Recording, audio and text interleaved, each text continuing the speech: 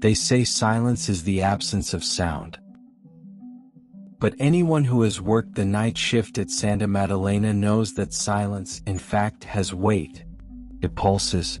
My name is Samuel, and for 6 months, I was the only heartbeat within 4 blocks of concrete and forgotten memories.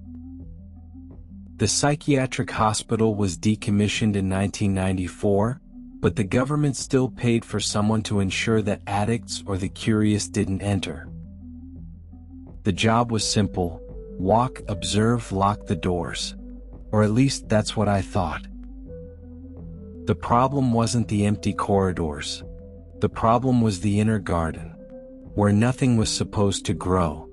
In my first week, I noticed a pot of peace lilies at the end of the Block C corridor. They were dry, grayed by decades of dust. Strange, I thought. How did something survive without water?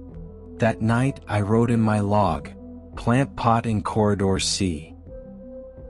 The next night, when I passed the same spot, the pot wasn't there. It was 3 doors further down, exactly in front of room 402. The room where, according to the files, patient 0 spent his final days trying to draw roots on the walls with his own fingernails. I tried to rationalize it. Maybe an intruder? But the security seals on the doors were intact. In the 3rd week, the inner garden, which before was just dead earth and weeds, began to bloom. But it wasn't a beautiful bloom. They were thick, dark vines that seemed to move when I wasn't looking. I would leave my flashlight focused on a root. I'd blink and it seemed to have advanced an inch. The smell changed.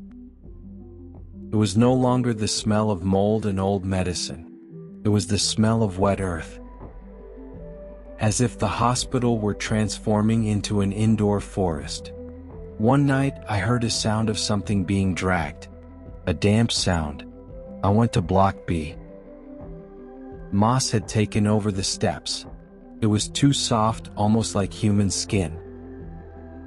When I reached the top, the climbing plant that was previously in the courtyard was now coming out from inside the pipes. It had surrounded my guard shack. I realized the plants weren't just moving places. They were hunting me. They blocked the exits I used to use. Each night, the path to freedom grew narrower, greener, and more suffocating. I began to hear whispers.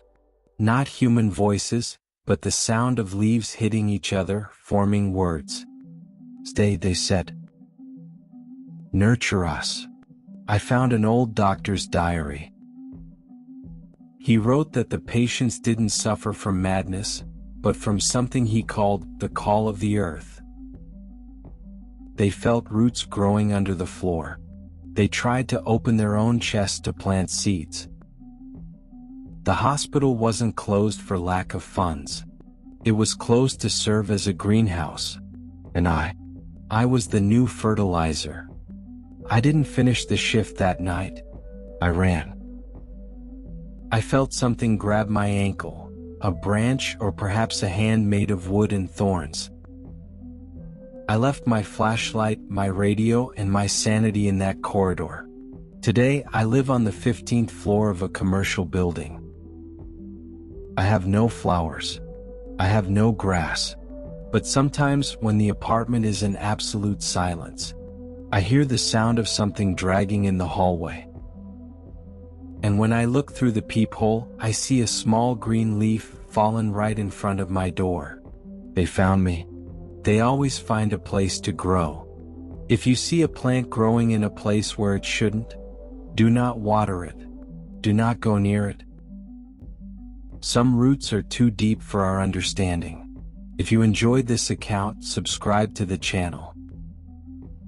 And tell me in the comments, what is the strangest place you have ever seen something grow? Good night, and try not to look under your bed today.